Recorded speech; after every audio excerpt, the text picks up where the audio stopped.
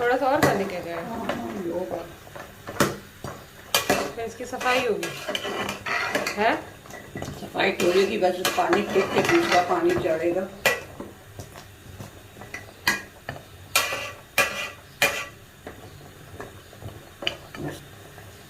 نہیں ابلنے میں کہ یہ خوشبو ختم ہو جائے گی گندی آ رہی تو گرم مسالہ ڈال کے ابلے گا نا اس میں دال چینی لگا ہے.